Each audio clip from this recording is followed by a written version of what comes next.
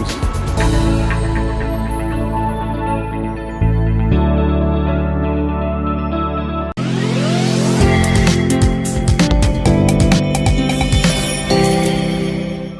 Bonjour, bonjour, messieurs les journalistes.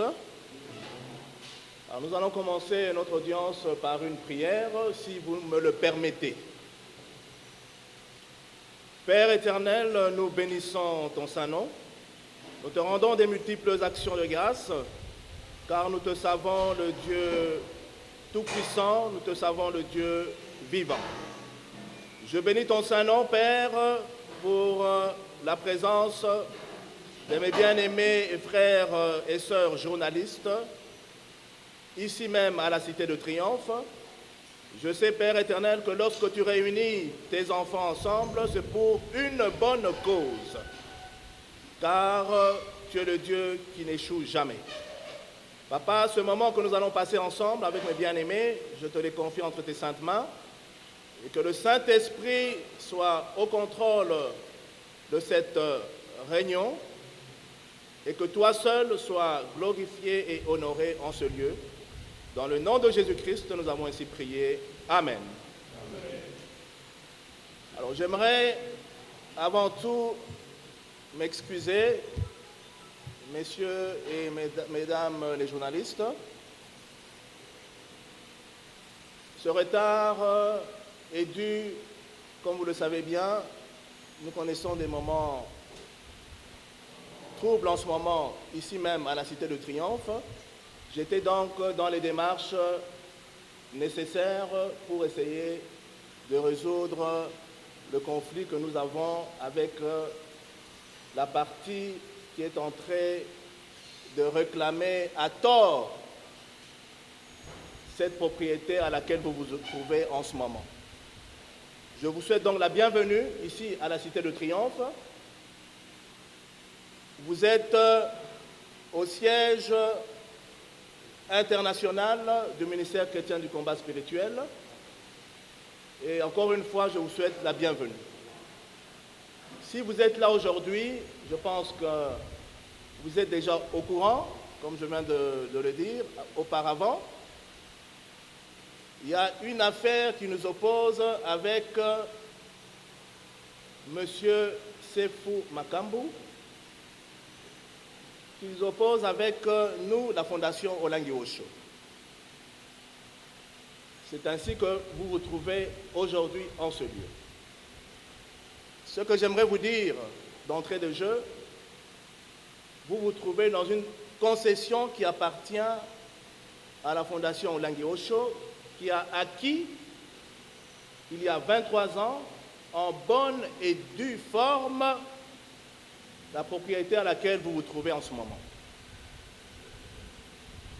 Tout ce que je vous dirai en ce moment, c'est que la Fondation Olangi Osho a confiance au chef de l'État, magistrat suprême, et également a confiance à toutes les institutions de la République. Et je sais qu'avec la nouvelle vision du chef de l'État, quant à l'état de droit, la Fondation Olangi Osho sera dans ses droits.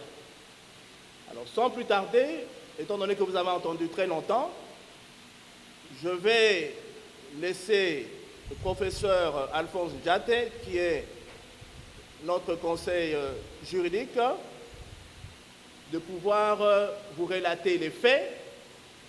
Et après, il sera à votre disposition pour les questions dont a parlé M. Jesse en ce moment. Monsieur le Président, moi je suis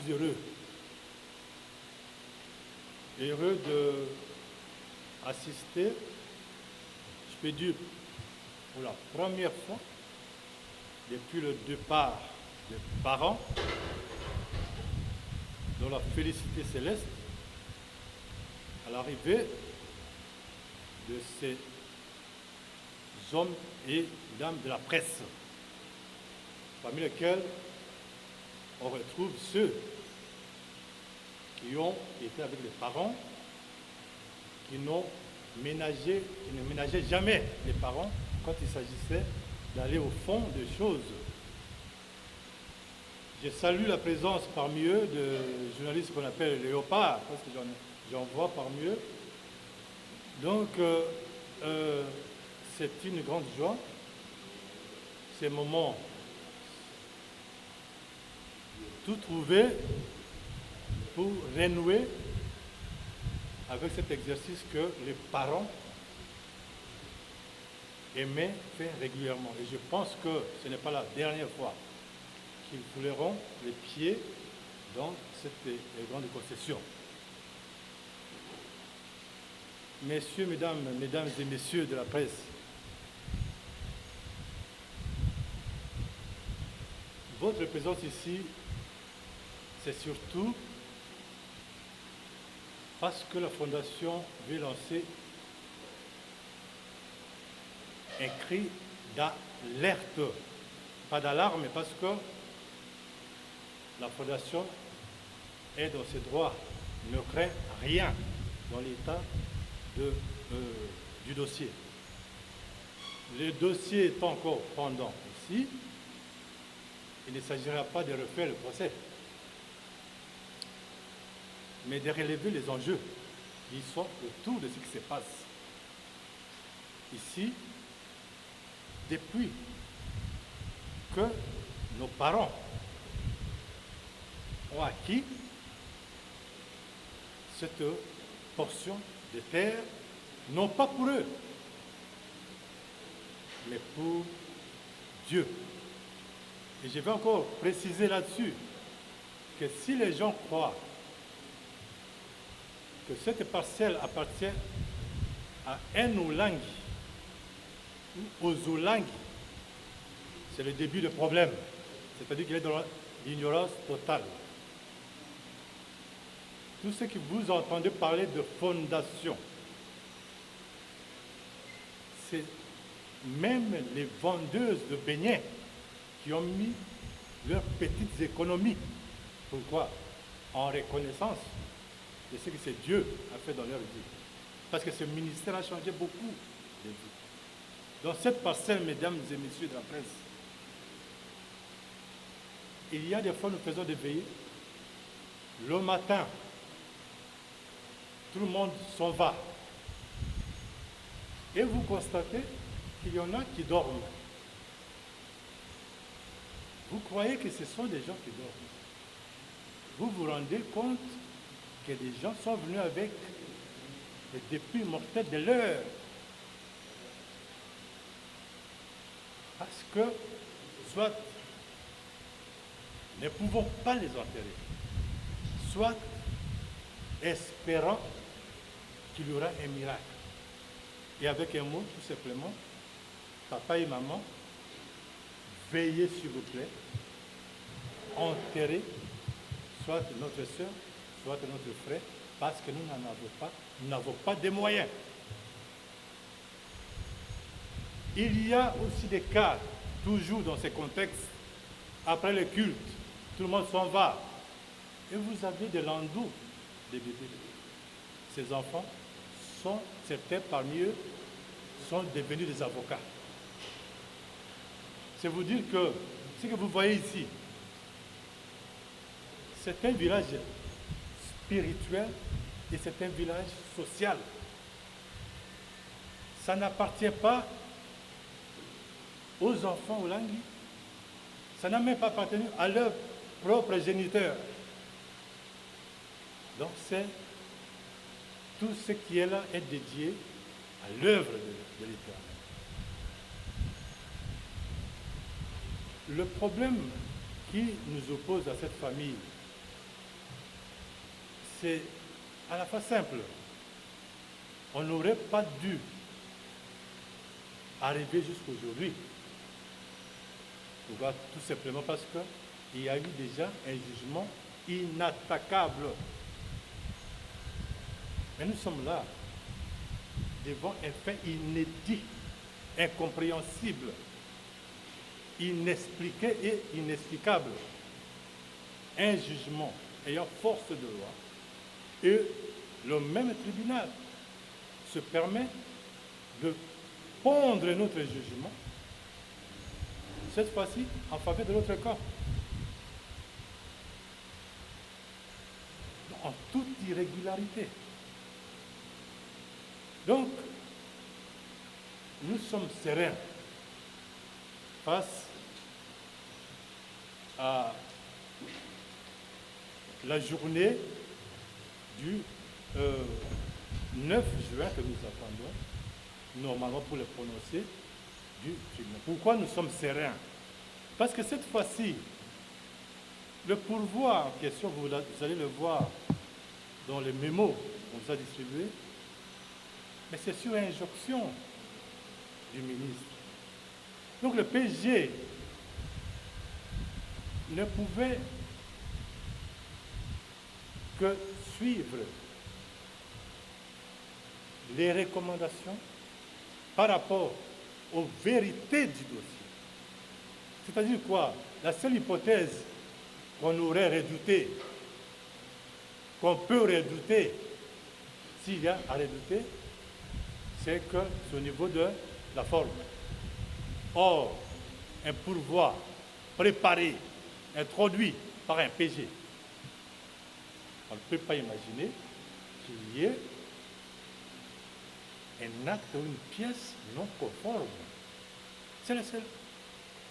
Sauf dans cette hypothèse où la Cour peut déclarer le pouvoir irrécevable, mais on est serein. Et nous évacuons cette hypothèse d'avance pour deux raisons, et même plusieurs. Ça serait la confirmation qu'il y a eu manipulation des dossiers, substitution de pièces dans les dossiers. Ça serait la confirmation qu'il y aurait eu insertion, réinjection d'autres pièces manipulées pour faire tomber le pouvoir. Et là, nous retombons dans les enjeux extrajudiciaires où les propriétaires, c'est-à-dire ce peuple de Dieu que vous voyez, ce peuple de Dieu qui est respecté par tous les gouvernements depuis. Souvenez-vous de l'arrivée du corps de Papa Olang ici. Le gouvernement a demandé au peuple de Dieu de surseoir. Pourquoi? Parce qu'on craignait trouble à l'ordre public. C'est cet enjeu-là qu'en tant que juriste, prospectiviste, j'ai voulu souligner devant vous. Quatrième pouvoir, le pouvoir qu'on doit redouter dans une démocratie. Le pouvoir qui n'a ni père ni mère, mais simplement congolais. C'est ce pouvoir-là, par respect. Nous avons dit, il faut qu'on s'explique devant ce pouvoir. Qu'on leur dise que ce qui nous attend, s'il y a manipulation de pièces, eh bien, nous ne savons pas répondre. Parce qu'on se trouvera devant une mère qui doit défendre ses enfants. Donc, mesdames et messieurs de la presse, deux enjeux que je soulève. Enjeu sécuritaire et l'enjeu social. Parce qu'ici, il y a des sans-abri. C'est un village, et j'insiste sur le mot. Des laissés pour compte, qui sont les ayants cause à titre universel, ici dans cette parcelle. Ce ne sont pas les enfants d'Olangui, ni les petits frères d'Olangui, mais c'est le peuple de Dieu. Et ils ne sont pas qu'ici, ceux qui ont contribué à l'achat de cette parcelle. Vous les trouvez à travers tous nos sièges. Et dans les 6 provinces, dans chaque province, on a au moins 3 sièges. Ici, c'est le Vatican des combattants. La 17e rue est pour les combattants, c'est que Kamba, Jérusalem est pour les kibangistes, c'est que le Vatican est pour les catholiques. C'est leur Terre sainte. Parce qu'ici, les gens ont reçu des guérisons. Ici, les gens ont retrouvé leur foyer disloqué par le message qui est sorti d'ici. Voilà, Monsieur le Président, en peu de mots, le message que nous voulions partager avec nos frères et sœurs de la presse. Je vous remercie et je le remercie.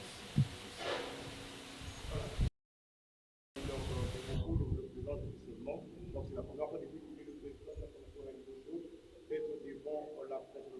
Celui qui va répondre au questionnaire, aux questions, ça sera le secrétaire qui est le conseil intégral, qui est le conseil juridique.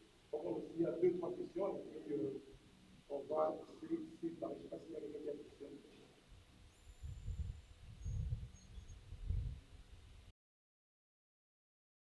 Nani azasima le Joseph c'est le conseil de la fondation. Nani azasima la on va kaka Nani azasima. Merci beaucoup. Tel Azasima et à nous, sur le plan spirituel, on voit ça, toujours à Mouneti, combat. Et qui est derrière le combat? C'est l'ennemi de l'œuvre. Il peut, pour nous, la lecture qu'on peut faire de ce qui arrive, on va dire, mais il est lui-même victime de ce qui lui arrive. Papa, c'est fou. Il est victime, il est possédé par quelque chose qui le dépasse. Parce que, papa, vous pouvez arriver quelque part. S'il y a des gens qui ont respecté ces ministères à travers le monde, même ici, dans ces pays, ça commence avec le régime Mobutu. Kabila père est arrivé, Kabila fils, et même l'actuel président. Tout le monde respecte. Souvenez-vous de son arrivée ici. A acheté cette concession-là, cette concession qui appartenait à une société, la société Transat. Vous aurez ça dans les mémos. Alors, comment est-ce que Sikoyo, un chauffeur ou bien un gérant vont dire que cette parcelle les appartient, cette concession les appartient, pendant que la société nous a vendu en bonne et due forme. Donc c'est là le question. Donc bateau bazana sima ya bango to éviter. Le plus de éviter bango. Voilà. Lorsque vous faites allusion à l'aspect sécuritaire, que redoutez-vous finalement? Un soulèvement de tous les chrétiens ou combattants à travers la République qui déstabiliserait la paix sociale, ou vous voulez menacer l'État? Ça, c'est la première préoccupation. La deuxième, c'est en rapport avec le chauffeur. On dit c'est un chauffeur qui menace la fondation Oula Libosho, qui est un système non seulement national mais international. Répondez-nous les journalistes, sinon aidez-nous.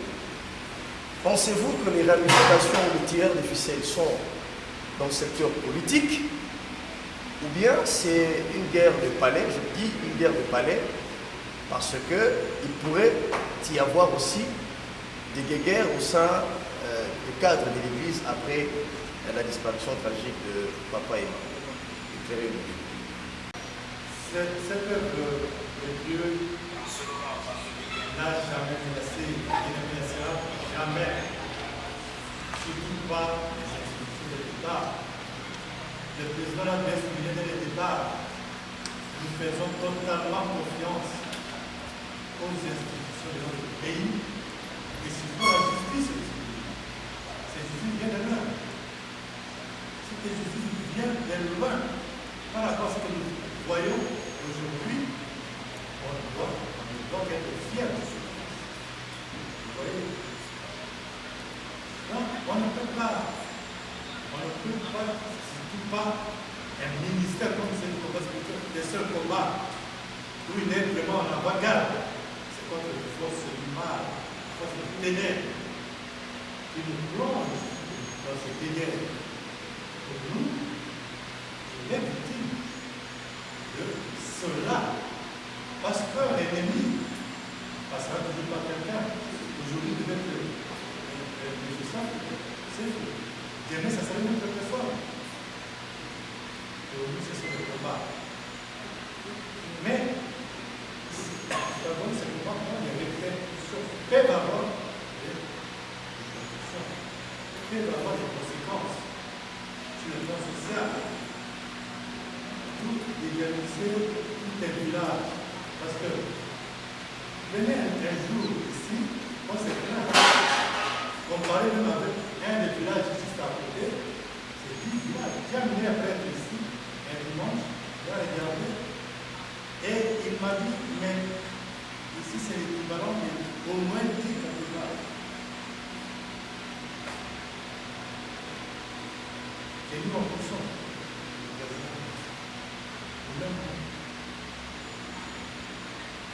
À aucun moment. La mise en œuvre, la dernière relance, c'est pour dire, mais parmi ces combattants, on ne sait pas qui peut faire quoi.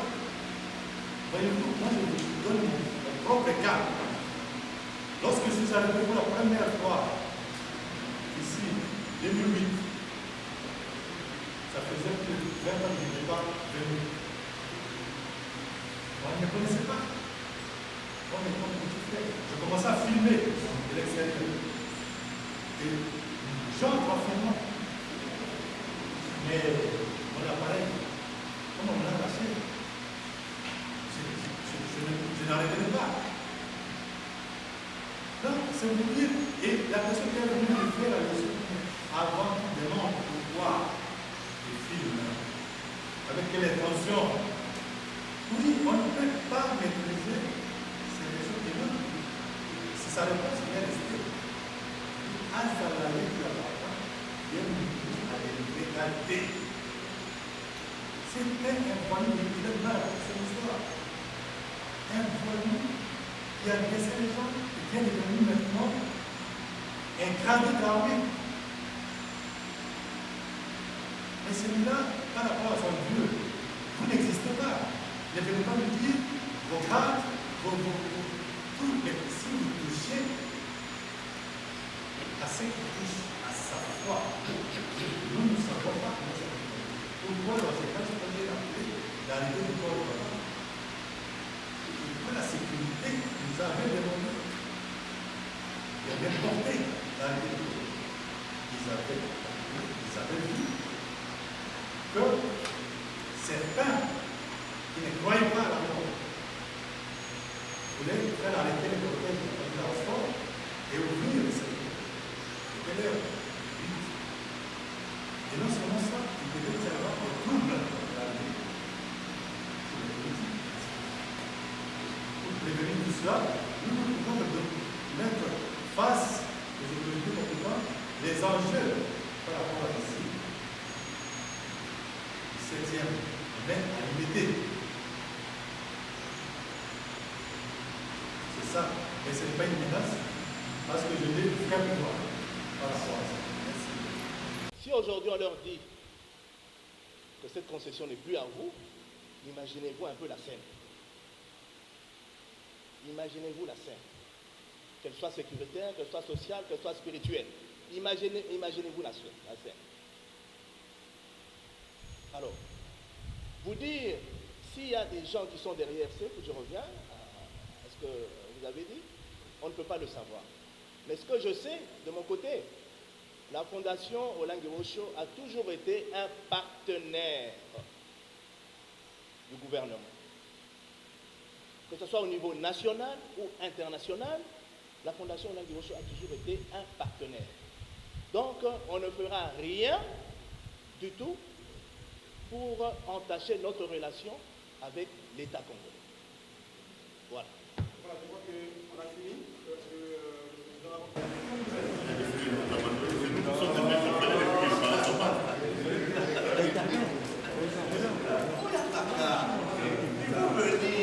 Même le dimanche, là,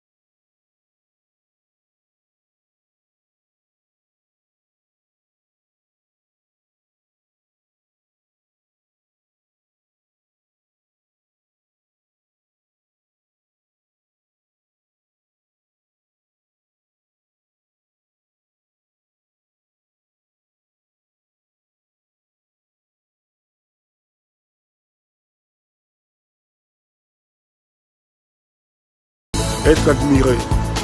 Parole de Mopao Mokonzi.